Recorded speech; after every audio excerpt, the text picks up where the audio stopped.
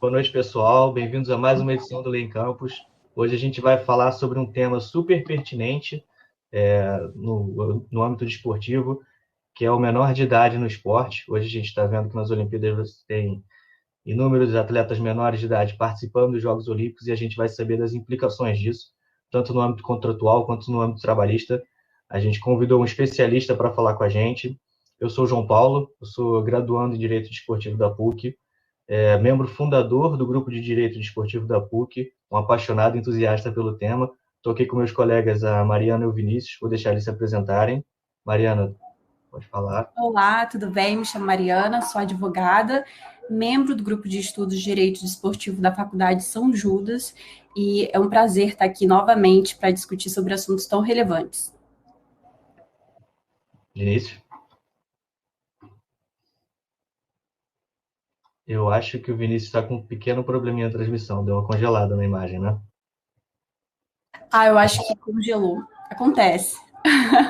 Vamos apresentar o Vinícius, depois, se ele quiser, Sim. ele continua a pergunta. O Vinícius é membro fundador do Grupo de Estudos da PUC do Paraná, cursando o sexto período da faculdade, e ele começou o grupo no primeiro período, então é um cara que já está há muito tempo aí no estudo do direito esportivo, um craque, um fera, junto com a Mari, e junto vai coordenar aqui com a gente. Hoje o nosso convidado é o Luiz Guilherme Zainag, é um especialista em direito desportivo, pós-graduando em direito esportivo pelo Instituto Ibero-Americano de Direito Esportivo, especialista nessa área, procurador-geral do Tribunal de Justiça Desportiva da Associação Paulista de Futebol.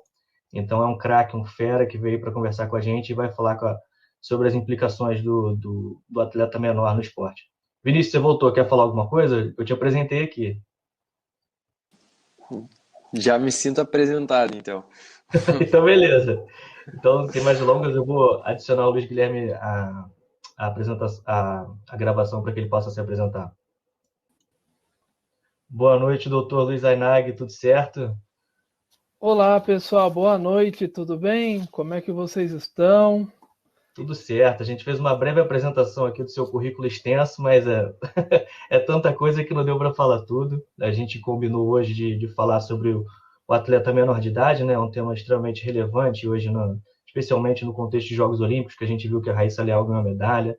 E não apenas ela, né? O pódio inteiro era composto de atletas menores de idade, as atletas do Japão, da China.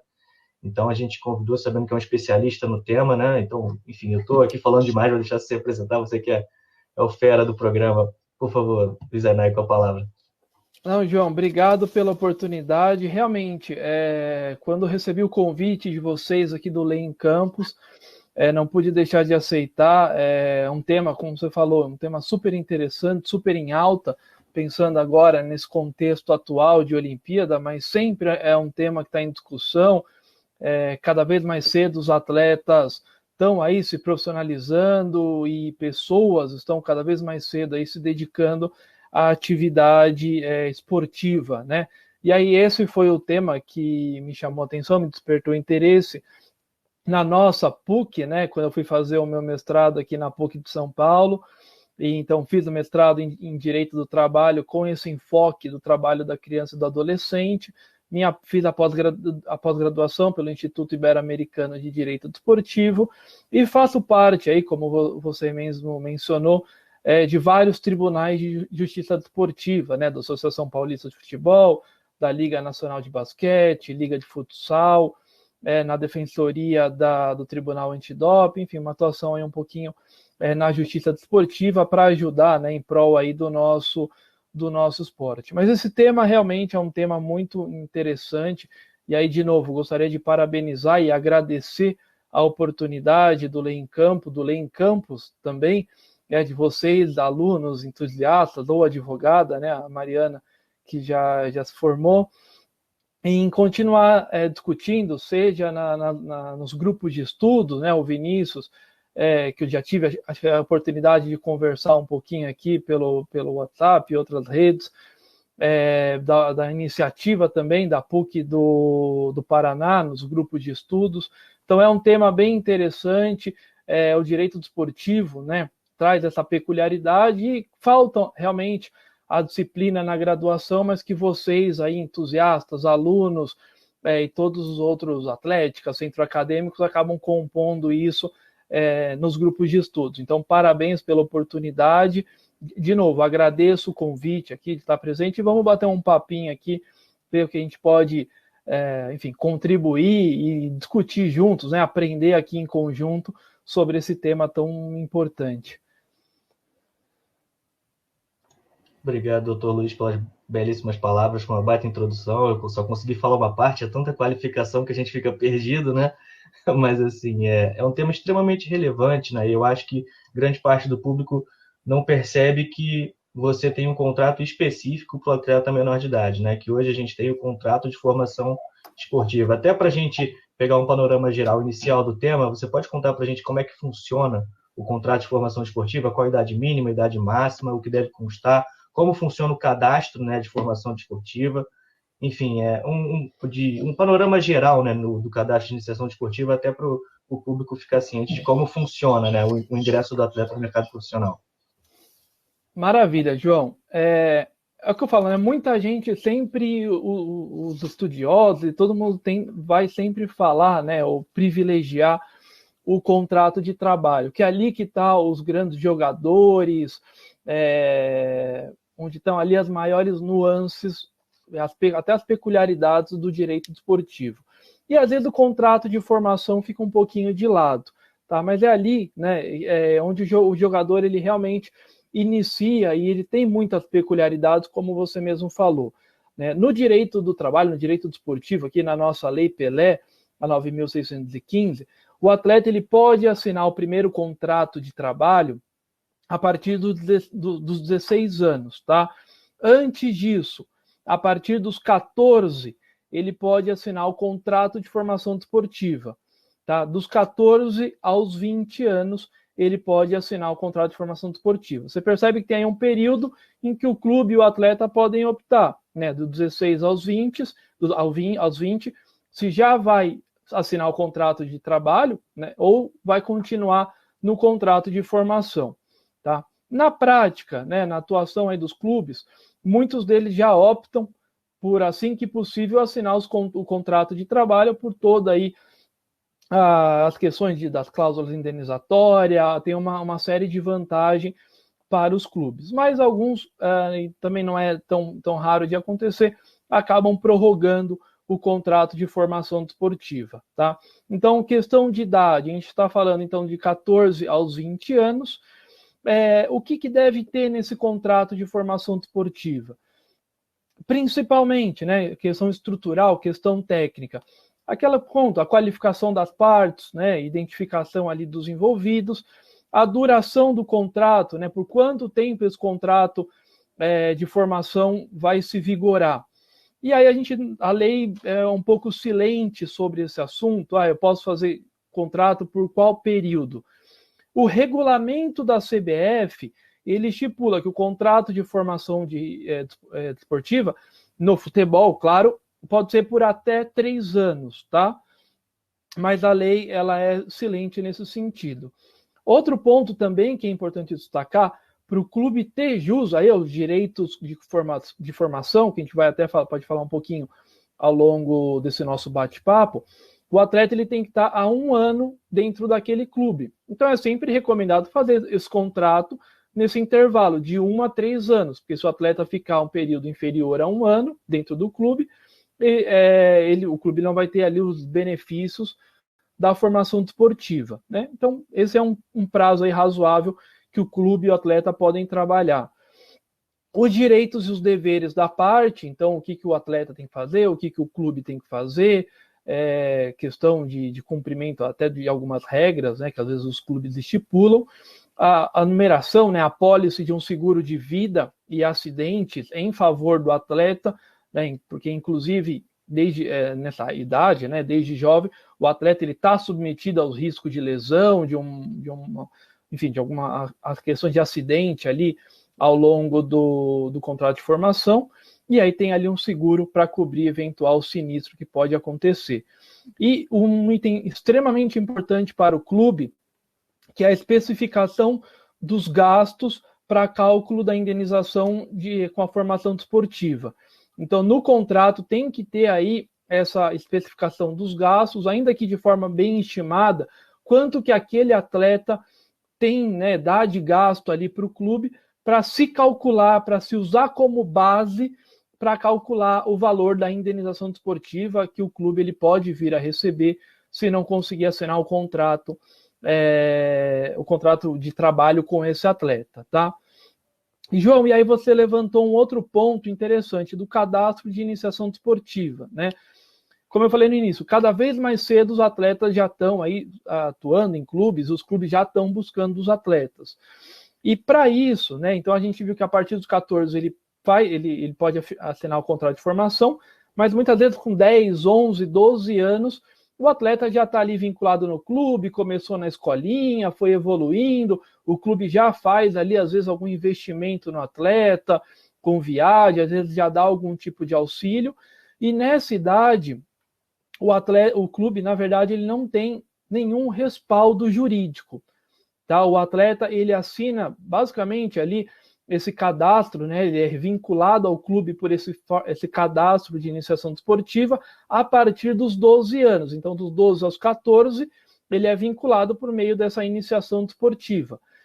Isso está previsto também no regulamento de registro da CBF, e ele só tem a finalidade real em vincular o atleta ao clube para a questão de passaporte desportivo. O passaporte não é aquele que a gente está acostumado de viagem, né? Para quem não acompanha muito, é o passaporte que consta lá todos os históricos do clube, dos históricos de clubes que o atleta atuou. E isso serve para fins de mecanismo de solidariedade, por exemplo, futuramente, caso esse atleta seja aí, envolvido em alguma transação onerosa, o clube venha a receber um valor da transação. Então ele tem basicamente essa utilidade, não tem nenhuma outra consequência, o atleta ele não está preso ao clube, pelo contrário, ele está livre, ele pode pedir a desvinculação desse clube no passaporte desportivo a qualquer momento, tá? Então são essas aí as primeiras peculiaridades do contrato de formação, da iniciação desportiva. Não sei se tem aí alguma dúvida, que é algo a complementar.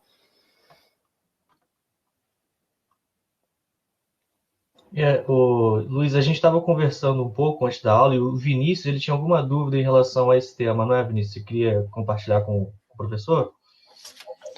Isso mesmo. Boa noite a todos, né, primeiramente, e boa noite, doutor. Então, conjuntamente com essas obrigações, né, que é exigido para a validade do contrato de formação desportiva, algo que é de extrema importância são esses requisitos, né, os pré-requisitos necessários para que o clube possa celebrar esse instrumento, né? Por parte do atleta tem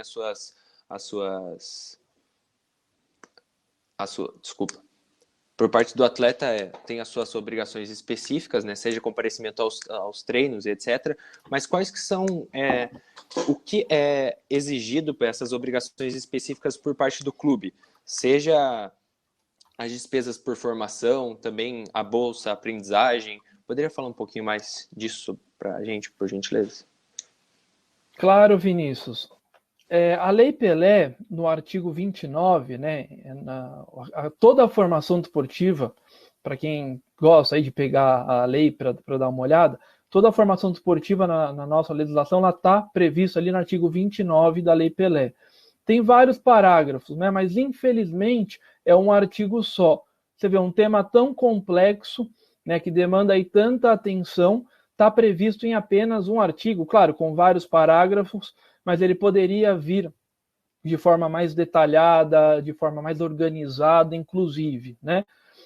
Mas no próprio artigo 29, a gente tem, se eu não me engano, é no parágrafo 2º, logo no início, o que faz um clube ser considerado formador, tá?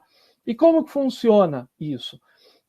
A lei, ela diz lá todos os requisitos, então tem que inscrever o atleta em competições oficiais, tem que fornecer assistência educacional, psicológica, médica, odontológica, ter um alojamento razoável, né, para os atletas ficarem, ter lá os treinos que tem que ser em horário compatível e com uma certa frequência de horário. Então, assim, o clube, ele se ele entender que ele preenche esses requisitos, ele vai até, no caso, a CBF, né, a confederação, a entidade organizadora, né, do esporte, e fala, olha, eu sou um clube, eu preencho os requisitos da Lei Pelé, e aí a CBF vai fazer uma fiscalização. Olha, deixa eu ver, ela vai lá em loco, vai no clube e vê se tem realmente médicos, preparadores físicos, toda uma equipe técnica, se o alojamento é compatível, e, em sendo, certifica esse clube como um clube formador. Tá? Então, essas são as obrigações do clube, tá? Em garantir que o atleta ele tenha toda uma estrutura, essa estrutura ela é fiscalizada e certificada pela CBF, e mais importante, tá? Para quem está nos assistindo, muitas vezes trabalha com esporte, ou está iniciando, ou é alguém que é atleta, ou tem um filho atleta, em regra, a formação ela é sempre gratuita, tá? A formação ela tem que ser gratuita. Então a gente vê aí, infelizmente, muitos clubes, muitos agentes, muitas pessoas no esporte que agem de má fé. Claro, não é a regra, tá? A regra são pessoas idôneas, mas infelizmente a gente tem em todo lugar da sociedade pessoas aí de má fé que muitas vezes cobram de familiares, cobram de empresários, cobram de pessoas, olha, para ficar o atleta lá em formação, tá? Então isso não pode acontecer, tá? Isso não é o correto, porque a própria lei diz que a formação tem que ser gratuita, e inclusive porque o clube ele vai colher os benefícios daquela formação, né? Não é o atleta, não é o empresário, não é o pai que vai colher, que vai ter o benefício de ser formado, é o clube que vai ter ali o direito de assinar o contrato de trabalho, que vai poder ganhar títulos, que vai poder revelar jogador, que vai poder continuar recebendo o mecanismo de solidariedade ao longo da trajetória do atleta.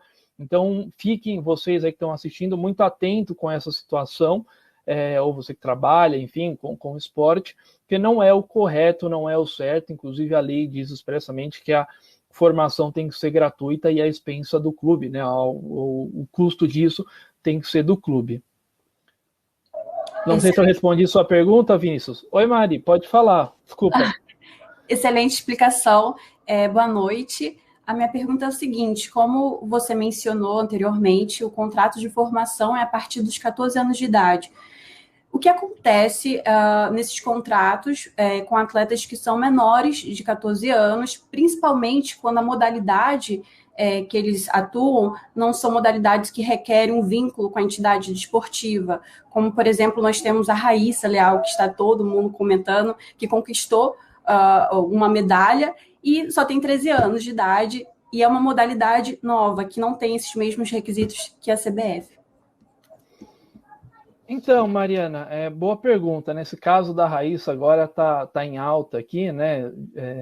Por todo o destaque merecido que ela tem de estar na imprensa, tão jovem e já tão brilhante no skate. Mas esses atletas, que não, né? O artigo 29, pela própria Lei Pelé, ele é de obrigatoriedade, de obrigação, né? De aplicação apenas para o futebol.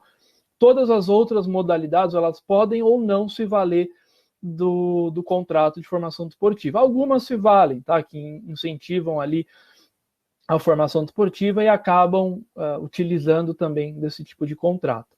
No caso da Raíssa, né? Ela está na idade inferior e é de uma modalidade, que é o skate, que é uma modalidade que não necessariamente, não é um esporte em equipe, não é um esporte que tem aí em clubes, não é um esporte praticado. Querendo ou não, é um esporte de rua, né? É um esporte mais que não é, como eu falei, não é tão praticado em clube, não é tão profissionalizado como muitos outros, tá? Mas que, claro, tem toda a sua organização, mas que não tem ainda uma grande aceitação por parte, principalmente de clubes aqui no Brasil. Ela pode se vincular a algum clube, por exemplo, eu cito aqui em São Paulo, que eu sei, o Corinthians, ele tem aí uma equipe, né, de esportes radicais, tem lá a modalidade de skate, mas eu sei que muitos outros não têm. Então, se porventura ela quiser se vincular a um clube, ela pode, mas não será feito, ainda mais com essa idade, via contrato de formação, inclusive porque a modalidade dela nem exige que seja feita dessa forma. Pode fazer por um contrato às vezes de natureza civil, ou mesmo, se quiser, a partir dos 14 anos, firmar esse contrato de formação com algum clube, tá? Mas aí com outras peculiaridades, né? Mas para ela receber ali alguma forma de auxílio, enfim, bolsa aprendizagem, algo nesse sentido, inclusive, tá? Mas ela é uma atleta autônoma, vamos dizer assim, ela é uma atleta independente, de uma modalidade independente que, infelizmente, não é abarcada pela nossa legislação, né? Por isso que eu comentei agora há pouco, a gente poderia desenvolver melhor esse artigo 29, essa questão da formação desportiva, para tentar abarcar outras situações, que não só ela, mas eu já me deparei com casos, por exemplo, de um atleta no escritório, né? Eu sou advogado também, de um atleta da ginástica, que treinava junto, ou era ali, eu não lembro exatamente como que era, mas ele era meio que contemporâneo do próprio Diego Hipólito na formação, ou um pouquinho mais novo, acredito, e também vinculado a um clube, tinha um contrato, não era bem um contrato de formação, mas era um contrato de base ali que eles tinham, e que numa modalidade independente, ele era totalmente autônomo e não tinha nenhum tipo de vínculo, inclusive teve uma lesão que o clube sequer se responsabilizou, sequer fez ali todo o tratamento dele, né? E a carreira desse atleta acabou ficando pelo caminho também em decorrência dessa lesão. Mas é o que eu falo, é uma infelicidade da lei em não abranger todas essas situações, que a gente poderia, né, ter aí um desenvolvimento para, quem sabe, no futuro incentivar atletas de outras modalidades, incentivar mais raíças, né, ou mais atletas de ginástica, ou surf agora, e que está em alta, para que possam cada vez mais se desenvolver e cada vez mais ter aí um suporte de clubes ou outras entidades para formar atletas, que é o grande objetivo quando a gente fala de Olimpíada, quando a gente fala de esporte, ganhar medalhas, né, de um modo geral, porque isso é bom para o país, é bom para todo mundo, é bom para os atletas, é bom para a sociedade. Eu sempre falo, cada atleta, né, que a gente está formando, seja, sei lá, do boxe, da ginástica, muitas vezes é uma criança que a gente está tirando da rua, né? Muitos atletas vêm de origem humilde, vêm de lugares, enfim, com pouca condição, e às vezes a porta dele, né, de sair dessa situação é pelo esporte. Então, eu entendo aí realmente que o Brasil poderia ter uma mudança, poderia ter um incentivo maior de formar atletas, para que situações como a Raíssa não sejam a exceção, mas sim a regra, né? A gente tem ali toda a Olimpíada, atletas de 15, 16, 18 anos, que estão aí se destacando e ganhando cada vez mais medalhas e sendo exemplo e dando mais oportunidades para todo mundo. Obrigada, excelente. Imagina. Doutor Luiz, a gente, aproveitando o gancho da Mariana nesse assunto da Raíssa, né, que pegou todos os holofotes para si, né, com essa medalha de prata, só com 13 anos, a gente com 20 e pouco aqui está estudando a Raíssa, né? É realmente um fenômeno. Então, infelizmente, a gente teve algumas declarações, especialmente de um deputado que a gente não vai citar o nome aqui, que se valeu do exemplo da Raíssa para pedir uma revisão do Estatuto da Criança e do Adolescente, né, que veda o trabalho dos menores de 14 anos, né, de acordo com o artigo 60 do Estatuto, e ele citou, então, como é que fica essa questão da Raíssa e da prática desportiva, como a gente pode afastar isso do trabalho infantil, como diferenciar os institutos, como deixar tudo às claras, né, o que é separar o joio do trigo para que não haja mais essa confusão, essas declarações que beiram um absurdo, né, enfim, queria saber a sua opinião sobre o assunto, Luiz. Não, maravilha, João. Realmente essa questão do deputado foi muito polêmica, né? Muitas pessoas aí criticaram realmente essa declaração dele. Mas a Raíssa, ela não trabalha, né? Como a gente falou, ela, apesar de ser jovem, ela não é uma trabalhadora, ela é uma praticante de esporte, tá? Ela pode, talvez, receber ali algum incentivo, algum patrocínio, mas pela nossa legislação, ela não é e nem pode trabalhar, tá? Mas ela se destacou com 13 anos, ela ganhou uma medalha, ela é destaque no esporte dela, como outras pessoas são, com idade, né, dela, da Raíssa, de outros países também. Mas a gente tem, de um modo geral, uma tendência, até pela OIT, né, Organização Internacional do Trabalho, esse objetivo de não diminuir, mas sempre aumentar a idade mínima para o trabalho, né? Então, o que ele está falando, não, vamos diminuir para 12, para 14, 14 a gente pode aqui no Brasil, a parte como aprendiz, mas diminuir a idade não é a tendência é sempre aumentar, tá? É 14, é 16, é 18, certo? É sempre buscar deixar a criança como para fazer o que criança faz, quer brincar, quer se divertir, quer estudar, quer fazer essas coisas de criança. Tá? A Raíssa, querendo ou não, em última análise, ali ela não estava trabalhando, ela estava se divertindo, podemos dizer assim, né? O esporte dela ali é um esporte lúdico, é um esporte um esporte lúdico que a levou longe, a levou a uma medalha olímpica, mas em última análise é um esporte a nível educacional, um esporte a nível de lazer, não um esporte a nível profissão, tá? Esporte a nível profissão praticam os atletas profissionais aqui no Brasil, de futebol, vôlei, por exemplo, pela definição da lei, inclusive, com um contrato de trabalho. Ela não pode firmar o contrato, nem tem um contrato, né? Então, ela está longe de ser uma trabalhadora, de ser uma empregada, tá? Isso, conforme a lei, aí o deputado acabou talvez não observando aí toda a nossa legislação e principalmente o que recomenda, o que diz a OIT sobre o tema, né? Que a tendência é sempre os países, né, buscarem aumentar a idade e dar mais infância, dar mais juventude para as crianças, dos adolescentes, para os jovens, e menos trabalho, né? Deixar a criança realmente fazer o que gosta de fazer durante a juventude. E claro, e aí é o que eu volto a falar, o Estado ele pode incentivar, se o deputado aí queria que crianças iniciassem mais cedo, em vez de iniciar trabalhando, por que não iniciar praticando esporte, né? Por que não dar mais oportunidade para essa criança jogar por outros clubes, incentivar outras modalidades, a gente ter mais crianças praticando esporte, aí trazendo mais medalhas para nós, em vez de crianças aí trabalhando, sei lá, em lojas, lanchonete, em banco, enfim, em qualquer lugar, que não é o que a gente quer, né? Não, perfeito, doutor. Entendi. Foi exatamente o que você quis dizer e a sugestão é extremamente válida, né? Vai na contramão do que foi proposto pelo deputado, né? Muito obrigado pela explicação. Doutor, até saindo um pouquinho desse assunto, falando sobre a listagem da CBF que certifica os clubes, né, como clubes formadores.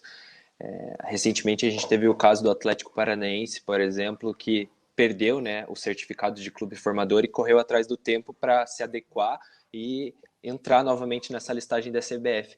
O senhor poderia contar um pouquinho para a gente do que o clube perde saindo dessa listagem de clube formador da CBF?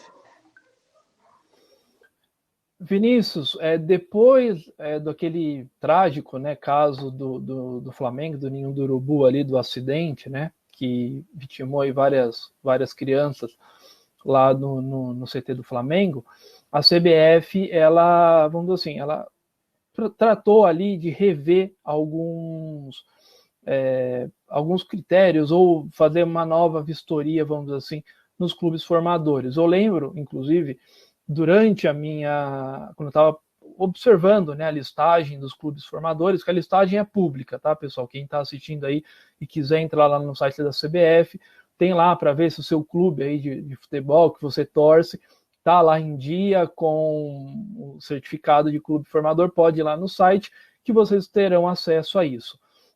E antes do acidente, a listagem era muito grande, não vou lembrar exatamente o número, mas se eu não me engano eram mais de 100 clubes formadores, ou algo próximo a 100 clubes formadores, isso 2015, 2016, quando eu estava pesquisando.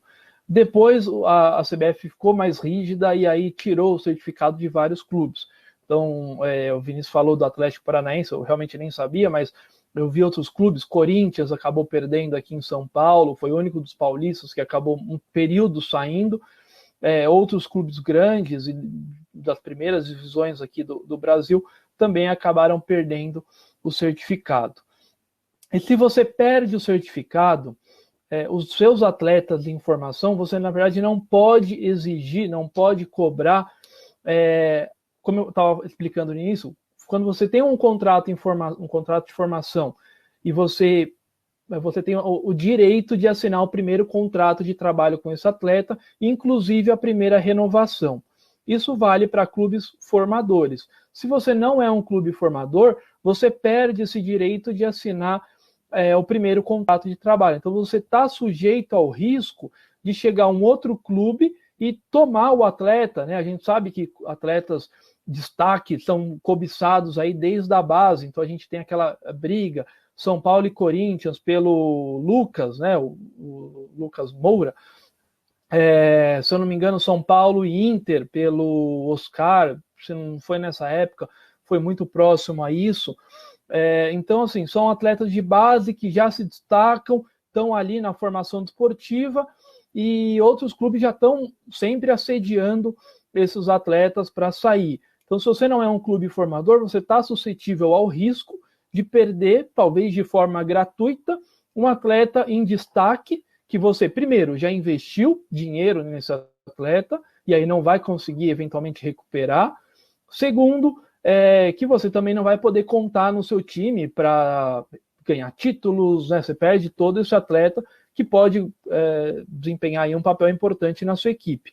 Então você também está sujeito a esse risco de perder o atleta de forma gratuita. E também, claro, não conseguir cobrar a indenização, né? Perder o atleta e aí ficar impossibilitado de cobrar ali a multa indenizatória por não conseguir assinar o contrato ou não conseguir ter a primeira renovação desse contrato de trabalho. Então, assim, é bem trágico, né? Talvez até catastrófico, se a gente pensar. Imagina se o Santos não tivesse um contrato não tivesse ali um certificado e qualquer outro clube do Brasil pudesse assinar com o Neymar com 15 anos de idade, né? Que clube que não ia querer o Neymar ali desde pequeno, podendo tirar ele do Santos de forma talvez até gratuita ou pagando muito menos do que o Neymar naquela idade já valeria. Então é um risco financeiro realmente e desportivo, né? De não poder, do clube não contar com esse atleta e não contar com não poder receber o valor indenizatório, tudo que já gastou nesse atleta. Entendido, perfeito, exatamente, já respondeu a pergunta. Acho que a Mariana agora vai fazer uma pergunta, passo a palavra para ela. Obrigado. Olá, doutor Luiz. De fato, o artigo 29 tem bastante matéria para discutirmos e a minha pergunta é a seguinte: na redação do artigo 29 diz que o atleta em formação poderá receber esse auxílio da entidade desportiva. Essa escolha que o legislador fez pela palavra poderá significa que a entidade desportiva tem discricionariedade em dar esse auxílio ao atleta ou não, e eu gostaria também de saber se há algum critério específico de como deve ser fornecido essa bolsa de aprendizagem ao atleta. Mariana, boa pergunta também. Isso, como você falou, realmente é discricionário, tá? O clube, ele pode ou não dar qualquer tipo de valor, qualquer tipo de incentivo ali para o atleta em formação, tá? Na prática, eu vou falar principalmente no futebol, tá? Que é onde esse contrato aí ele é mais usual. Os clubes, eles têm isso mais ou menos tabelado, tá? Por categoria, praticamente os clubes grandes e médios, vamos dizer assim, do Brasil, os atletas, eles já, em formação, né, já recebem algum tipo de incentivo. E como a gente veio falando aí ao longo desse bate-papo, os atletas desde pequeno, né, são sempre assediados por outros clubes e eles buscam sempre receber, e outros clubes estão sempre buscando esses atletas, buscando sempre as melhores condições para os atletas. Então, assim, os clubes eles vão dando realmente ali algum tipo de incentivo, algum tipo de bolsa aprendizagem para esses atletas, meio que tabelado. Alguns atletas que se destacam, então o Neymar, alguém que desde a base já vem aí se destacando muito, o clube ele aumenta esse valor, porque sabe que se ele não aumentar, algum outro clube pode vir aí a tentar assediar esse atleta e pagar um valor maior. Às vezes vai compensar você pagar a indenização e ter esse atleta de destaque na sua equipe. Então eles aumentam às vezes o valor que é pago de bolsa aprendizagem, até para aumentar também eventual valor da indenização que eles possam vir a receber, tá?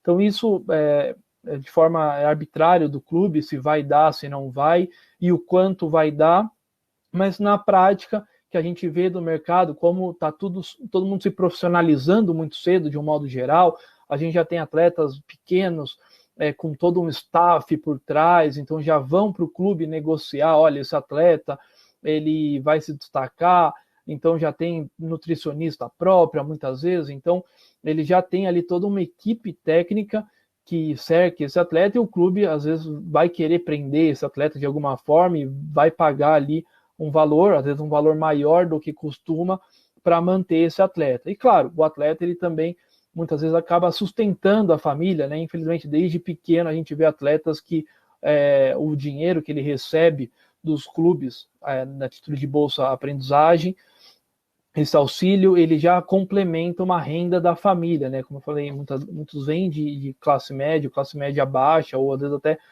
são pessoas pobres e precisam desse dinheiro dos clubes para complementar a renda, para poder viver em casa e de forma, no mínimo, mais tranquila, né? Às vezes sem passar fome, algo nesse sentido, tá? Então os clubes eles costumam dar, mas o valor é realmente bem arbitrário por parte dos clubes. Obrigada, foi esclarecedor. E joga a bola para o João. Eu vou fazer um corta-luz aqui e jogar a bola para o Vinícius, então, porque ele estava com uma dúvida importante. Então pode falar aí, Vinícius. Depois vai lá, Vinícius. Ok, brigadão. Então, doutor, falando sobre o contrato de atleta menor de idade, relativo ao contrato de formação, como a gente já havia falado anteriormente, ele vai dos 14 aos 20 anos.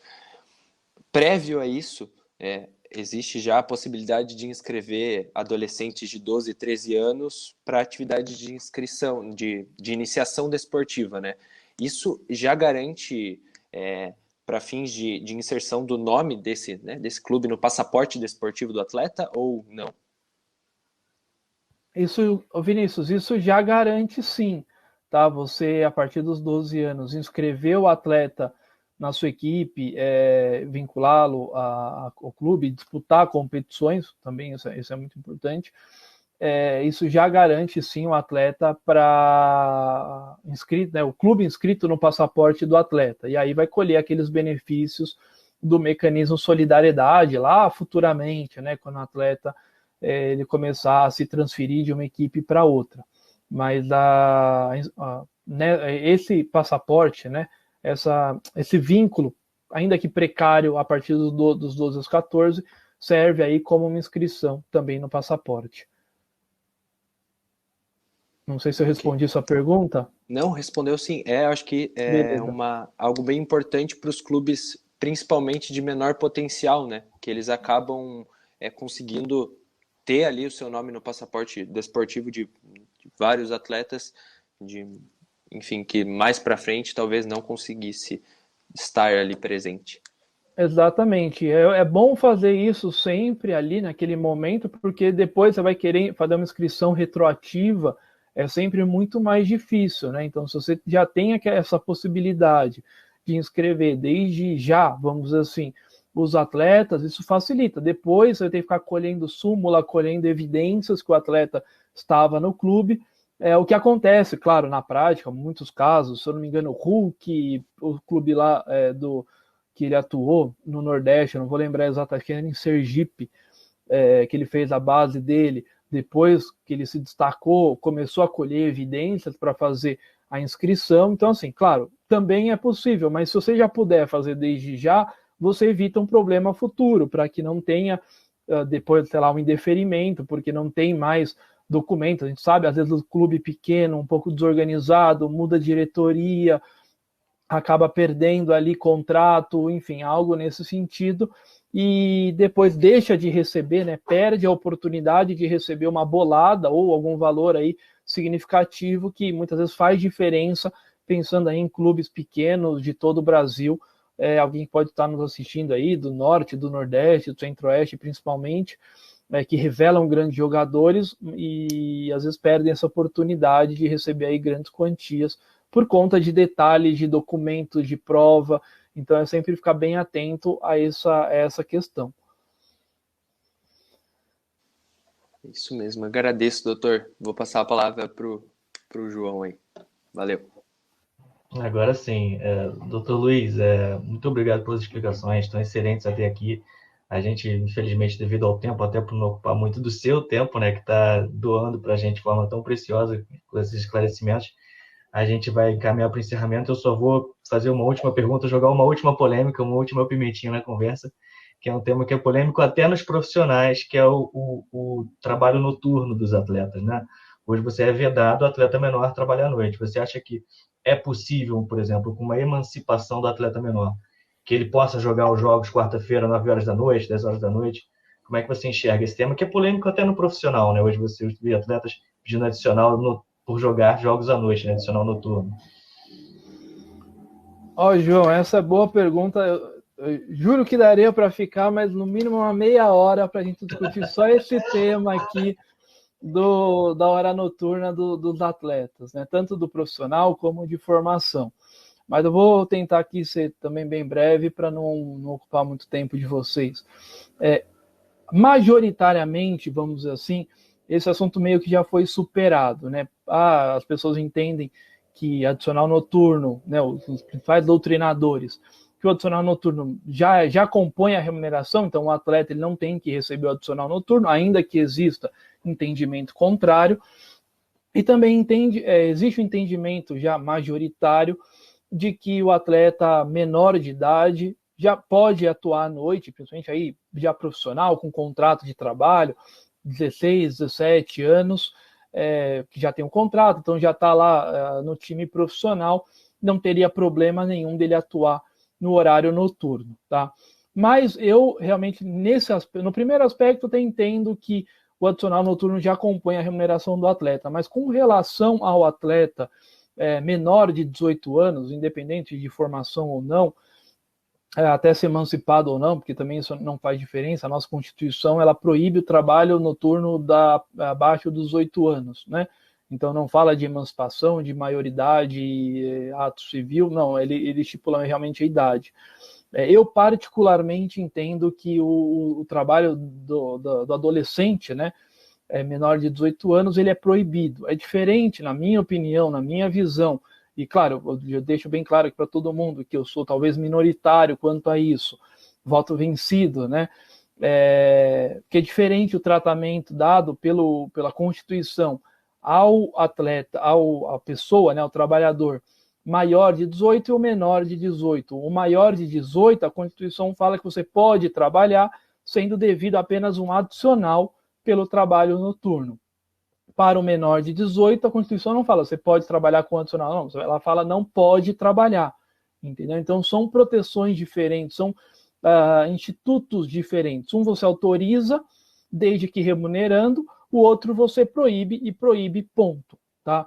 E eu entendo que essa proibição da Constituição ela é em larga escala. Ela proíbe para o bancário, para a criança, vamos dizer que trabalha no banco, para criança, para o adolescente que trabalha no banco, para o adolescente que trabalha, sei lá, no McDonald's, na lanchonete, na lojinha da esquina, como também para os atletas adolescentes, tá? Então, particularmente, eu entendo que não é possível um adolescente, independente aí de informação ou profissional, trabalhar no horário noturno, mas posso dizer, talvez, sou entendimento minoritário quanto a isso, que a maioria das pessoas entende que é peculiaridade do esporte, aí é inerente à profissão, então é bom para o atleta jogar à noite, porque às vezes jogar à noite é mais importante, porque é Libertadores, sei lá, porque é transmitido, mas aí eu faço sempre a ressalva de que, primeiro, não é só para o futebol, às vezes a gente tem, sei lá, jogos de vôlei à noite que ninguém, não tem público, não tem transmissão, e ninguém vai assistir. Então, será que é tão benéfico, né? Que a lei Pelé é para todos os esportes. E às vezes a gente tem categorias mesmo dentro do futebol, sei lá, um sub-16 vai começar às 10 horas da noite. Alguém vai assistir uma partida sub-16? Não sei se tem todo esse apelo midiático, se é tão vantajoso assim para o atleta sei lá, de 16, 17 anos, jogar à noite, que não vai ter transmissão, não vai ter nenhum tipo de apelo midiático. Claro, um jogo de Libertadores, Sul-Americana, Copa do Brasil, etc., ok, ele tem uma exposição, mas, claro, a regra vale para todos, né? Desde o atleta de vôlei, basquete, futsal, etc., como também os profissionais de base, do futebol, enfim, tá? Essa é a minha opinião, então deixo bem claro para todo mundo, e quando eu escrevi sobre isso, que é uma opinião minoritária, mas que, na minha visão, assim, faz todo um sentido, analisando a Constituição Federal como um todo e o tratamento que ela dá para esses dois institutos, né, para os maiores de idade e para os menores de idade. Tá? Um assunto polêmico, como eu falei, dava para ficar mais uma meia hora aqui para a gente falar sobre isso, mas tentar aí ser breve para também não extrapolar todo o tempo que vocês me deram. Não, tá ótimo, doutor. Muito obrigado. Assim, eu joguei a bola queimando no seu pé, você dominou com maestria e se posicionou. Foi bom que você deu um panorama geral sobre o tema e a gente só agradece. Já vou encaminhando aqui para o encerramento, por você ter dedicado esse tempo para a gente. Foi um tempo muito valioso. É um tema tão vigente, né, no direito do trabalho, especialmente agora que eu acho que a gente está pegando um momento muito bom que está na mídia, né? A gente está nos holofotes agora, esse trabalho do menor de idade. Trabalho não, né? O menor de idade no esporte, perdão. Até eu me confundo às vezes. E, assim, eu só tenho a agradecer, abrir espaço aí para meus colegas que quiserem falar alguma coisa, para vocês quiserem falar alguma coisa para o público, para deixar para a posteridade, enfim. Alguém quer se manifestar? Luiz, vocês ficam à vontade. Eu tenho só a agradecer a vocês, agradecer aos meus companheiros aí, ao doutor que está aqui presente, todo mundo que está escutando a gente, por esse convite do Lei em Campos, que venham mais participações. Obrigado. Tomara, tomara. Eu agradeço mais uma vez ao convite, poder participar de um debate tão importante. Vivemos um Brasil cheio de nuances em que algumas crianças vão enxergar numa latinha uma bola para jogar e brincar, e outras vão enxergar naquela latinha um meio para conseguir se alimentar e sustentar a família, que é muito triste. E ter advogados como o Dr. Luiz aqui falando de forma tão eloquente e apaixonada sobre o tema é muito importante. Então, muito obrigada, gente. João, vou me despedir então. Eu agradeço imensamente o Lei em Campos pela oportunidade, parabenizo vocês pelo trabalho, tá? É sempre importante vocês levarem essas discussões aqui para o público de um modo geral, nas redes sociais, né? Para que essa informação chegue para as pessoas, né? Independente do norte ao sul do país, é importante estar todo mundo bem munido de conteúdo jurídico, de bom conteúdo, que é isso que vocês fazem. Vocês estão bem, o meio de campo aí de vocês está bem organizado, a Mariana, o Vinícius, o João estão batendo uma bola boa aqui na organização do trabalho de vocês. Então, de novo, queria agradecer o convite, parabenizar vocês pelos trabalhos, pelo estudo, pela dedicação de vocês, né, alunos ou recém-formados aí de um modo geral, aqui do Lei em Campos, que estão se dedicando a fomentar, a gente debater direito desportivo em âmbito universitário, e que isso é muito, muito importante. Então, só tenho a agradecer e, de novo, parabenizar vocês pela oportunidade, e fico sempre à disposição, individualmente, de vocês que estão aqui, quem está nos assistindo, qualquer dúvida, qualquer questão, críticas, etc., ou comentários, são sempre bem-vindos para a gente fomentar e aprender e continuar discutindo ainda mais. Pessoal, muito obrigado de novo pela oportunidade de estar aqui com vocês. A gente que agradece, doutor Luiz. Muito obrigado. A gente fica ansioso pelas próximas. A conversa foi muito boa. Obrigado, gente. Vou encerrar a transmissão aqui, hein? Tchau, tchau. Tá bom, tchau, tchau. Até logo.